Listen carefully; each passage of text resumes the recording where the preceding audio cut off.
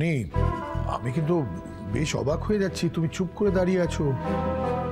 এই তুমি নিজেই বললে যে তুমি আমার সাথে মানে আমাদের মুখোমুখি বসিয়ে কিছু কথা বলতে চাইছো, এখন চুপ করে আছো কেন? বলো, এমন কি কথা যে তুমি আমাদের সাথে বলতে চাও, বলো। বাবা, আপনারা দুজন তো সম্পর্কে আমার বাবা মা। আপনাদের দুজনের অবদানই হচ্ছে আমার জীবনে একমাত্র পাথেয়। দেখো রনি, আমি আমার কৃতকার্যের জন্য তোমার কাছে তো ক্ষমা চেয়েছি, বলো। তারপরেও তুমি যদি ক্ষমা না কি ধারণা ক্ষমা জিনিসটা এতই সহজ যে মানুষ চিরজীবন যা ইচ্ছে তাই করবে, আর তার বিনিময়ে ক্ষমা চাইলে ক্ষমা করে দেওয়া যাবে?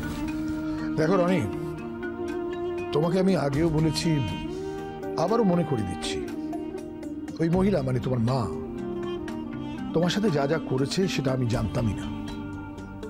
তোমার অস্তিত্বের ব্যাপারটাই আমার কাছে অজানা ছিল। আমি যদি জানতাম তাহলে এই অধর্ম কোনোদিন হতে দিতাম না। এই কাজটাও করেছে বলেই ওর সাথে আমি সব সম্পর্ক গুছিয়ে নিয়েছি। সব শেষ, আর মাত্র কয়েকটা দিনের ব্যাপার। তার মধ্যে ওর টাকাগুলো আমি ওকে দিয়ে দেব, আর তাহলেই ওর সাথে আমার সমস্ত ডিল শেষ। যাকে তুমি আমাকে কোন কথা বলবে বলে এখানে এনেছিলে সেই কথাটা বলো।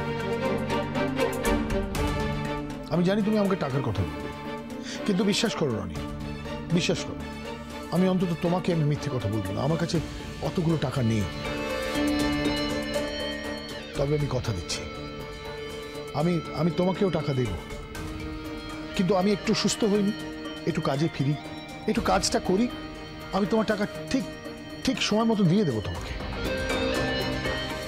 যতদিন না আপনি আমায় আমার টাকা দিচ্ছেন ততদিন তাহলে আমায় এই বাড়িতে থাকতে দিতে হবে। এই বাড়িতে? আপনি যখন এই বাড়িতে আছেন তখন কি করে হবে? এই বাড়িতে তোমার বাবার নয় আইনত। সেটা তো আমার জানার বিষয় নয়, সেটা আমাদের সমস্যাও নয় এই মুহূর্তে। আমি সম্পর্কে আমার বাবার ছেলে, সুতরাং বাবা যেখানে থাকবে আমিও সেখানে থাকবো। বাবা যতদিন এই বাড়িতে থাকবে আমিও এই বাড়িতে থাকবো।